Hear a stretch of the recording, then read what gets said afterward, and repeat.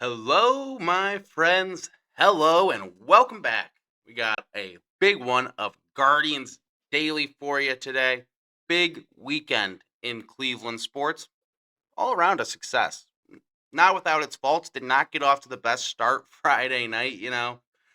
Tough one. Downtown Cleveland Friday night. You're thinking the juice, the energy. This place is going to be electric. Reds, Guards, Battle of Ohio, Cavs, Pistons, Detroit. Detroit's arrival. We'll talk about Detroit in a little bit. We got the Tigers coming up. Laid two eggs on Friday night. The weekend turned around pretty much right after that, though. It was pretty much a roller coaster. A low weekend, a low point for obviously the Cavs. For Cleveland sports, tough loss there. Obviously at home, kind of an embarrassing one. Vibes down. They have a game 7 Sunday night, which we all watched last night. Guards, you get rocked early. Bybee, another rough start for Tanner Bybee on Friday against the Cincinnati Reds. Lose that one, even though there was a valiant effort for a comeback for your Guardians on Friday. Just came up a little short. Not a great start to the weekend. From that point on, things turned around for the city of Cleveland. You don't get that often, but big weekend for Cleveland sports. Saturday, big win for your Cleveland Guardians. Joey Cantillo was great. It took a little bit of time, a little bit of traffic for him, but really good start out of him. Angel Martinez, awesome this weekend. He hit 2 homers. We're going to talk about a little bit of Angel. And then obviously yesterday, the home run parade came to town. I think everyone enjoyed that one. Parade's not my thing.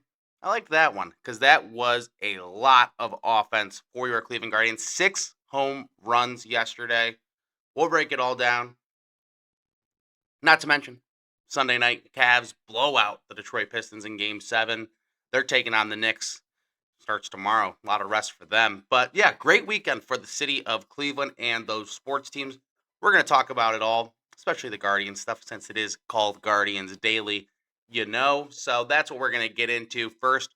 Want to talk about this series with the Reds.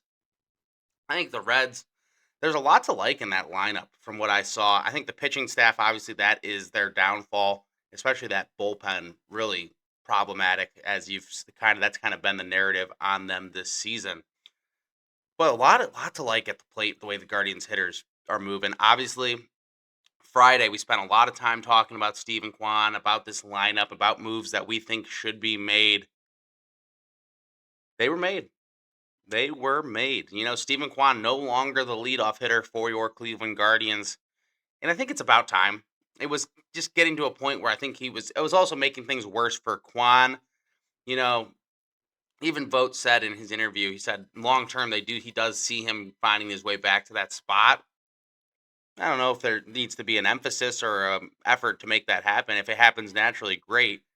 But realistically, with this team, I think you've seen the depth of this lineup has really grown over the last few years. Obviously, adding to Lauder and Bazana, the two young studs, and you've seen their impact.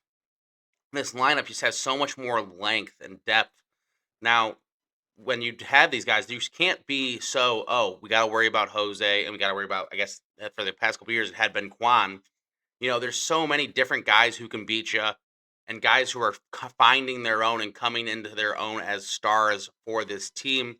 Obviously, Angel Martinez, who we're about to talk about in a second. What a weekend for him and what a season so far for him. Really turning into what could be like a really big building piece for the future and a young star for the Cleveland Guardians. The way he looks at the plate. Obviously, he's been very good in the field as well, playing out in the outfield. He looks so much more comfortable, and especially from the left-handed side of the plate. We'll talk more about him in a second. I do want to talk about the pitching over the weekend. Obviously, Gavin was really good again yesterday. And just the overall depth of this lineup, you saw it grow throughout the weekend with, I think, the Kwan move, putting Schneemann up in the leadoff spot, trying some different things. I don't think it's going to be the full-time Schneemann show up there. I think Angel has a great case. When we were talking last week, Bazana was the name I thought. I think because everyone sees the traits and the tendencies. Bazana's already got 7 steals on the year, only been up less than a couple weeks, you know, less than a month. So there's a lot to like about Bazana and his traits. Does he get a chance in that leadoff spot? Vogt said he kind of really likes what he's seeing from Bazana in that 5, 6, 7 little back behind the cleanup hitter slot right now. So I think he's comfortable with him there. I think eventually that move should be made and get Bazana closer to the top, but there is no need to rush things right now. We saw the move, the Lauder jumping down to the 3, Jose up to the 2. I think that's helped some things, gives a little bit of a different look. I mean, it's been years now when Jose's just been locked in. They tried it a couple years ago. I think it was even with Tito, maybe Tito's last year. They actually also nice to see him back at the ballpark this weekend for the 2016 ceremony. Everything they did a really good job with that on Friday. But I think it was a couple years ago when they tried to move Jose up to 2. They were trying to find new things and it just didn't stick. But I think I could see this working because the Lauder has the perfect makeup of a number 3 hitter. He's been awesome. He hit a blast yesterday against the Reds to get the offense going early, jump out to a lead. He's a stud. He's a stud, and I wonder if there's talks going on in the organization. Like, do we try and just get this guy to sign a long-term deal now? We've seen how it goes when they don't do the deals early, with these guys. And like obviously the concern down the road, but that's not fun to talk about because that's a thing you don't like talking about with these Cleveland Guardians and money and stuff like that. And it's getting guys contracts signed for down the road and trades and all that stuff. He's a rookie. We got plenty of time to enjoy Chase DeLauder. Hey, like yeah, like Dolan used to say with Lindor, enjoy him. We're gonna enjoy Chase DeLauder because this guy, he's a stud. He's just a pure hitter at the plate. He's a smooth outfielder too. I know he's not known for his glove by any means, and especially with all the injury concerns, he spent a lot more time in the DH, like in his time in the minors and stuff like that. And even this year, we give him his chances to DH. Although with this lineup, you have enough guys who really should be DHing to the point where we're going to put him out there and right.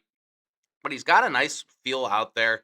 Obviously, the left hand, like being left-handed, just has the right look of a nice right fielder. But he's just a pure hitter. He can hit all parts of the plate. His discipline, he doesn't chase pitches really that much. Obviously, the unconventional swing, but we've seen the success he's had. So nice to see him. He hasn't hit one out in a while. It had been since the A's series a couple of weeks ago. So nice to see that, from Chase. And then it just kind of, you can see it in the rest of this lineup. Just a lot of quality at bats. Guys are working the count. Brian Rocchio's been awesome. He hit one out yesterday. Who didn't hit one out yesterday? It felt like. But the guy who's been the star of the weekend has been Angel Martinez. Now leads the team in home runs. He's up to 9 homers, a 3-homer weekend for Angel Martinez. And the guy just has the look. He has the swagger, everything you want in a star young outfielder right now. He's got it. I mean, like he's pimping these home runs. Like the sweat, it's just the feel that comes with it. I know that seems like to be overstating it, but I think that's worth a lot when you have these young players coming into their own. Do they have like, and someone was actually given, obviously comparing to Jose is a lot, but he's on Jose's hip. I saw they tagged one of his home runs this weekend, the protege. Like he's a guy who's modeling himself after Jose. And you heard Tito this weekend. I thought it was a really interesting point because I think it does apply to Angel as well. From what I heard, he was talking about how like that's why they try not to label players anymore and like limit their ceilings and say what they think they project as. Because when Jose was in his early years in the Indians organization coming up, the whole thought process was, man, this guy could be a really, really, really good utility player. And it makes total sense at the time. If you saw him his first years with the team, that's what he was. He was playing third base, he was playing second, he was playing left field, and he was playing all over the yard, trying to find ways. He was coming in to steal bases. Maybe he can hit a little, and things like that. And what Tito kind of said was that's like showing a player who we thought, man, this could be a utility player, and now is going to be a potential, probably should be a Hall of Famer, and has been one of the best players in the sport for the last almost 10 years. Why limit them? Why think, oh man, this guy could be this? He could be good at this, like this low of a bar. Obviously, a really good utility player is valuable, but you compare that to a thing like Jose, what Jose has become, and you see the difference there. So with Angel, I think a big part of that as well is what can you do? He came up. He was this guy. He was playing all over the field, trying to find different ways. The bat wasn't there. Obviously, especially from the left-handed side of the plate, which is where majority of his at bats were coming from, he wasn't hitting from the left-handed side. So then he became a guy who's in the lineup pretty much just against lefties to get his right-handed bat in there. And then as a switch hitter, that really limits you. Like it takes away a lot of your value. So him coming in this year, really looking sharp from both sides of the plate. I mean, all three of his home runs this weekend were left-handed. Like that was not the expectation, especially last year with Martinez. So for him to come in, he's got this extra power. He's got a swing that you could see where the power comes from. It's smooth stroke out of Angel. So the sky's the limit for this guy. Keep staying on Jose's hip. Keep learning from him. And you can see every time after he hits one of these home runs this weekend, right back to the dugout and go and sit next to Jose, talk it over. Andre's been talking about that a lot, how much those guys are attached and how much he's trying to soak up and learn from Jose. And you can see it in the way he's playing because you saw on think of a Saturday, hit one, it looked like a really routine single, forced it, stretched that extra base, saw the outfielder was a little bit lackadaisical, forced it into a double. That's Jose to a T. That's what he's all about as a player and a base runner, getting that extra base, but not doing it just because, oh, I'm going to try and take a chance here. Oh, making a read. I saw him kind of lollygagging over there and thinking there's no way I make this play. Not breaking stride, staying through it, getting a nice slide into second base and getting that extra base for your team. So a lot of stuff like that from our Angel Martinez so far this season, and that's going to help him grow into hopefully becoming a player. Anything close to Jose would be fantastic for him. And obviously another guy is Kyle Manzardo. 2 home runs yesterday. Guy who's been criticized heavily throughout the season, and for good reason, honestly. Had his struggles at the plate, a lot of expectations for him, especially considering they put him in the cleanup spot. He's in the cleanup spot last year too. He was a big part of that team last season, almost 30 home runs. You can see the pop in his bat and just kind of been waiting for it, waiting, and a big breakout day yesterday, and they were 2 bombs. And that's the thing with last year with Manzardo. When he hit them out, they were no doubters. And so getting back to that confidence for him at the plate, as you know, he can develop with runners in scoring position. He's going to keep getting chances. So seeing a weekend like that for Manzardo, and it's not just the long ball. There's a lot of things he's been doing better. He's been hitting the ball to left center a little bit more lately. Kind of is taking what the pitchers are giving him. And then obviously yesterday got 2 chances to really turn on it. That first one off the foul pole was crushed. So nice to see Manzardo. And Stephen Vogt talked about it. They're going to ride with him. They have that belief. They saw they liked enough of what they saw last year through spring training, through this whole process with Kyle, that there's not like they've kept him in that cleanup spot all year. I mean, that's a sign of trust and expectations for a player like him. So that's a good sign, something I've really liked to see so far. That it shows Stephen Vogt has trust in his guys, and it's not. I mean, but then again, look at Stephen Kwan. Maybe you could argue they left him in that leadoff spot a little too long. But I think that's the give and take you're going to have to give with a guy like Vogt who does trust his players and it has the highest expectations for them. Like last year, when things got really bad for this team, it was right around the Class A time when they had that bad loss to the Rockies. And he was kind of came out and said, like, I know this is a really good team. There's a really good baseball team in here, and we have the right group. And at that time, you kind of scoffed at it, especially as a fan and as people in the media, things like that. It's like, man, you can keep saying this, but eventually you are what your record says you are. And then they went on one of the most incredible runs you'll ever see to close last season, obviously coming back and winning the division, playing awesome baseball down the stretch.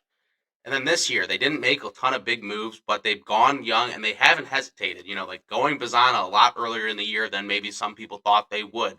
Obviously, DeLauder being on the team to start the season and getting off to the start he got to. So there's a lot to like with this team. They're playing really good baseball. Obviously, with nature of baseball, there is going to be the ups and downs. Like just a week ago, you get swept or you have a bad series, but you just got to bounce back and fight through it.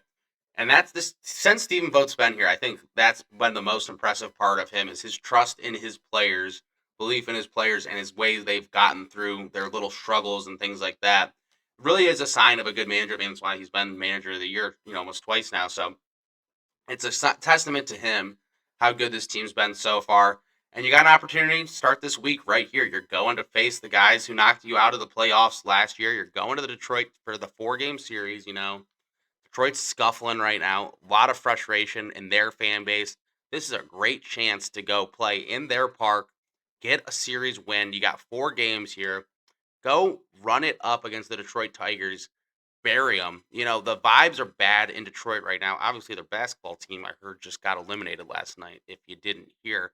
So that was tough for them already, I'm assuming. And now their baseball team's scuffling. And Detroit fans, I think, are at a breaking point, especially because they put all this money into the team this year. They're not pitching well. And so obviously they're having problems at the plate. They're on a little bit of a skid right now. So come take advantage of it. Vibes are down. Your vibes are riding high. You had a great weekend against the Reds. Come in tonight with this team. It's Slade on the mound tonight, and then you'll go back through with Messick and then restart the rotation. I'm curious. So now they did one thing to mention in the rotation over the weekend. Cantillo actually pitched Saturday and Gavin pitched Sunday. They flipped the two. Now, giving Gavin an extra day of rest. He had been banged up a little bit his last two starts. Obviously, it was helpful. Looked good Sunday. So maybe now that's the new rotation. So there'll be an adjustment there. Cantillo will jump Gavin in the next rotation. But obviously, just getting him extra work, extra rest, probably smart move. And this rotation had been due for a little bit of changes in the scheduling and stuff like that. So I think this will actually be a positive for them. But just a note moving forward, the rotation will look a little different in terms of who's pitching after who. But it will be Slade tonight in Detroit. Valdez on the mound for the Tigers, guy they gave a lot of money to. Hasn't been that great so far. And, a little bit of a jerk. A little bit of a jerk. Remember when he threw at his catcher because he got mad at him? That was a thing last year with the Astros. He's supposed to be a jerk. Who cares, though? He can pitch. But hopefully not too well tonight as the Guardians head to Detroit. 4-game series. Getting game one, starting the vibes out right is going to be huge. Put these guys down and out. Detroit's bad energy right there right now. Keep it up. You got the good energy, good vibes. Saw a lot of the Guards players went, so there was a good group that went to Game 7 last night. Ride that momentum. Take it into the ballpark tonight.